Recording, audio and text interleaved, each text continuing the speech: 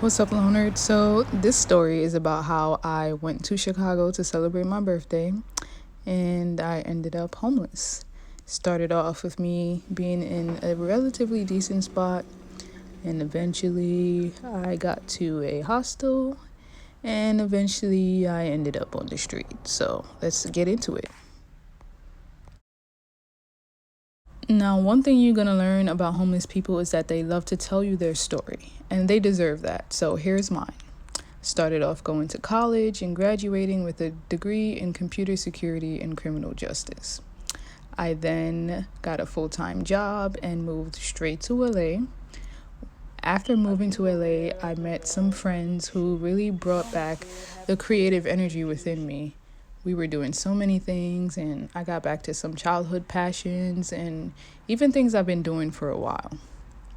It's interesting because I've always kind of been connected to the homeless cause. I understand that there are some places that are just way too cold, and Chicago is one of those places. I remember someone on my IG story posting that homeless people were freezing to death. Candace Payne spent her time, her effort, and her money giving homeless people hotel rooms during the cold front. Thank you, Candace. That was just the beginning. Sometime after sparking my creativity, I ended up leaving my job in computers because it was not fulfilling to me. I went through a whole spiritual and artistic journey, which led me to being a teaching artist. Now, what's crazy is this image that you're seeing here is me on break from my teaching artist job. I went to the Grove, which is a high-end shopping area in LA, and I decided to pick a discreet corner and take a nap. First, this guy stopped me to take a picture to raise awareness for a homeless woman. Sure. When I tried to go back to sleep, a security guard came and stopped me and said that I couldn't lay down. It immediately pissed me off because I knew that it was an anti-homeless tactic, but of course I had to follow the rules. Anyway, so the teaching artist was a great position, but it wasn't consistently long-term, and I was not prepared for my next step. Actually, I don't think anybody could prepare for the next thing, COVID. I flew back to New York and I again reconnected with some of my childhood interests. This is Kix, my first keyboard. Now, some time has passed while I was in New York and it's eventually wintertime. This is where things get a little weird as far as my path and my purpose. Beyonce had just dropped her Icy Park collection and people had some thoughts, honestly, and I don't blame them. I started seeing just random signs and I even seen these shoes in Target and I'm like, should I pick this up? Meanwhile, an org that I follow and truly support, we're talking about how much the homeless people needed some shoes. And I just thought it was crazy because I'm like, what is God trying to tell me? I found these shoes in the snow a couple days later and I said, you know what? I'm going to pick this up and do something with it. This leads me to the next major part of the story where I walked barefoot for Easter to honor the homeless experience and found a whole bunch of goodies. It's crazy because I had a dream that I was doing this a whole year before, but you got to watch that video to learn more and hear about the experience because I was just in shock. I can't do this. This chain of events really solidified what I wanted the loner to be. Creative problem solving for the psyche, for the people, and the planet. It was time for me to move on from my home because things were changing. I decided to take a leap of faith and ended up at an eco village for 3 weeks. Make sure you watch this video because it's very interesting. But then that leap of faith took me back to reality.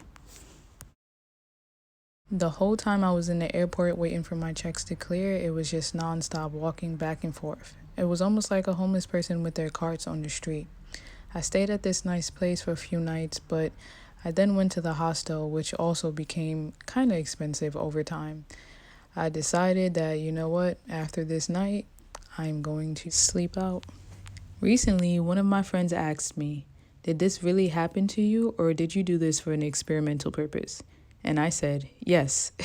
Of course, there were a chain of events and choices that led me here, but at the same time, I knew it was part of my purpose, so I embraced it. But of course, before I went out, I had to do a little dance break, you know what I'm saying? Get prepared, feel good about myself, get some stuff done, clean shoes, because that's just what I'm going to do regardless. I'm going to be home wherever I am.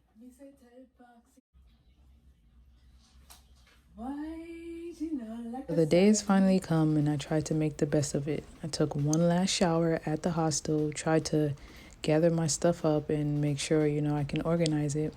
And I left some of my suitcases here because they charge only $10 a day to hold it. So I finally took the show on the road, and in the process, I was enjoying the weather but also scouting for places that I could possibly sleep. Chicago was not that cold at that time, so it seemed like it would be doable.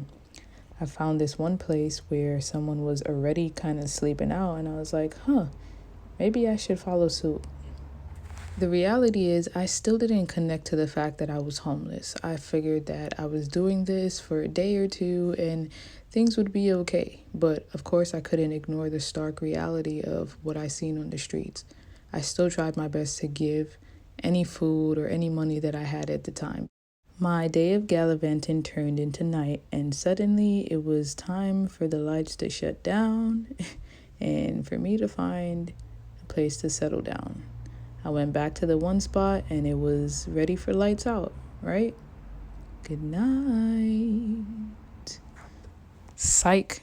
I could not go to sleep and I just decided to sit up for a little bit. Then made eye contact with a guy who came and told me his whole life story, and we ended up going to this shelter that was nearby. By nearby, I mean like a 30-minute walk.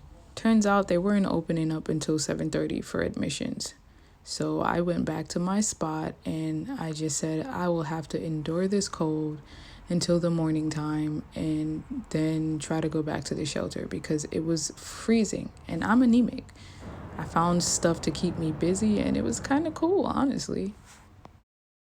By the time I made it back to the shelter, well, as a missionary, I was exhausted and they really had me waiting for a very long time to be admitted. But then once I was admitted, they told me that I could not sleep. They went to sleep and ate and did so many things at a very specific time. I was not with that, so the next break we had, I left. The next few days were honestly a blur. I did a lot of walking around, but I also remember staying one night at a place courtesy of my mom. I had a flight the next day to stay with someone I knew in a different city, but even those plans did not work out. So I decided that I would just go to the airport and sleep. But before I did, I found a homie on the street and he gave me a lot of advice and just spiritual guidance for the season I was going through. So I cleaned one of my shoes and gave it to him for gratitude, really. Back at the airport, it was the same old back and forth, back and forth. I started getting hungry and this was the best that they had. They really had nothing open on the other side of the airport. So I used my good old bamboo straws as chopsticks, and we got to be resourceful when we're in certain situations. They had no utensils, nothing. This was my bed for the night. Now, although the airport was not so bad because people really don't bother you, I realized that I just could not continue like this. So I went back to the shelter, humbled myself, and said, you know what? This is what we got to do. They make you empty all your bags to search for any weapons or anything weird, and honestly, I felt like I was in an institution. I frequently felt like I had to escape, so I kept going to the library, applying for jobs, just trying to get whatever I can do to get myself out of the situation. Being there at the missionary was very weird. It showed me that I really needed discipline for a lot of things, but at the same time, a lot of the rules that they had seemed very pointless and actually very restrictive to someone who wanted to get back on their feet. Either way, I just did what I can, applied, and went to different places, worked on the brand, and continued to try to excel to change my scenario. I often felt frustrated about being here and trying to understand how I got there, but it's the school of life, baby. This is what it is. You live and you learn, and I had to come to terms with that, honestly. But throughout the entire process, I kept meeting people who kept speaking life into the Lonerd and the brand and everything that I was doing. So it was like I felt like I was going places, but honestly, I could understand how someone who's homeless could feel like God is not there. I felt like I couldn't hear God. I felt like God was ignoring me. I felt like we weren't cool anymore, punishing me. I kind of cursed God. I'm not gonna lie to you. Like, it was very painful for a lot of it, And it forced me to look inside myself. Another thing about the shelter that made me feel weird though was the food. They didn't have many vegan options, and a lot of the things that they did have was full of sugar and just very heavy and dense and not conducive to improving the health of the woman and the other people there. So they even threw away food at the end. You couldn't take anything out of the cafeteria, you couldn't leave with it, you couldn't bring in any food. I mean, it was so wasteful. The experience taught me so much about myself, but it also showed me all the holes in society. Like, why are we placed on a one track, and when we fall off, it's so difficult to get back to who you are and to fall into society?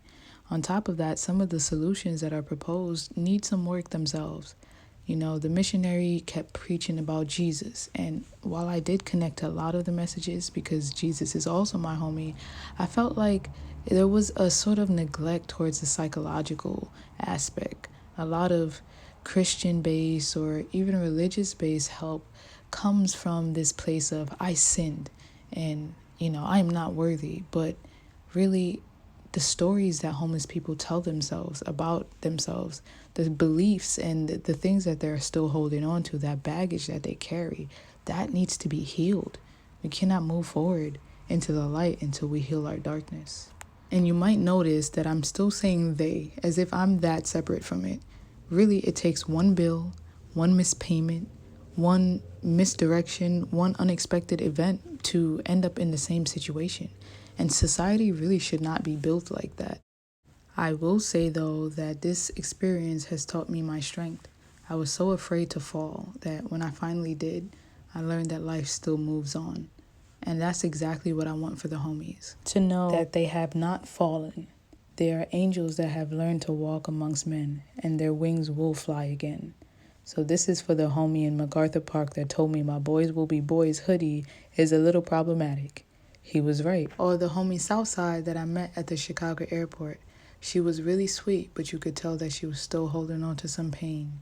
And there's too many of them to name. But let me ask you this. If you could help your homie get back on their feet, wouldn't you do it? Jesus would.